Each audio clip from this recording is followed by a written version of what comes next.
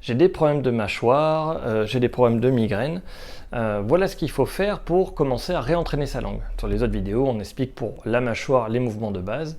Je rappelle que on ne peut arriver à rien du tout si on serre les dents en permanence. Il faut toujours être relâché, il faut se conditionner. Moi je fais une croix, je regarde ma croix.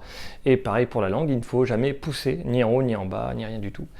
Mais si on pousse trop, ici c'est très tendu et il y aura des rétractions. Ce sont des freins mécaniques qui vont nous empêcher d'ouvrir la bouche normalement. C'est comme si j'étais tout raide, j'avais quelque chose qui m'empêche de le faire. Ça va pas bien se passer. Donc aujourd'hui, on apprend à relâcher ces freins mécaniques de cet endroit-là. Vous verrez, c'est très simple. Déjà, il faut apprendre à faire cette tête-là où on est moche comme ça. Et celle-ci où on est moche. Et l'autre côté, pareil. Alors, ça sert à quoi? C'est pour augmenter la contrainte. Donc pour étirer cet endroit-là, il faut juste mettre la tête en arrière, ici, et après il faut faire cette tête-là. Donc je fais ça, et là ça va tirer. Vous verrez que pour tirer sur les côtés, c'est pareil, donc ce sera celle-là.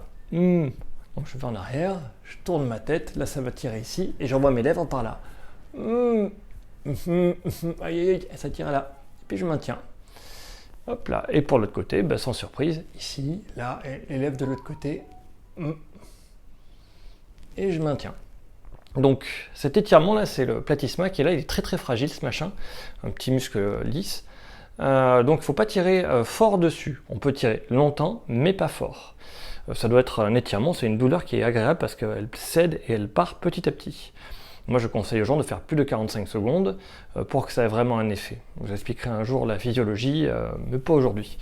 Et donc cet étirement-là, si on est très souple, pour le sentir mieux, on va mettre les mains sur le thorax, hop, faire une pression vers le bas pour bloquer. Et là, je vais recommencer en arrière et là, ça va tirer beaucoup plus fort. Alors faites attention, pareil, si vous êtes très raide, tirez pas fort au début, faites-le longtemps. C'est pour les gens hyper laxes.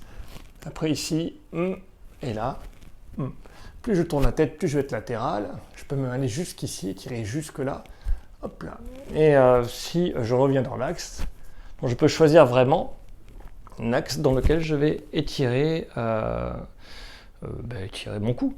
Dernière variante de cet étirement, je prends ici, je vais en arrière et là je vais pousser avec ma langue vers le haut.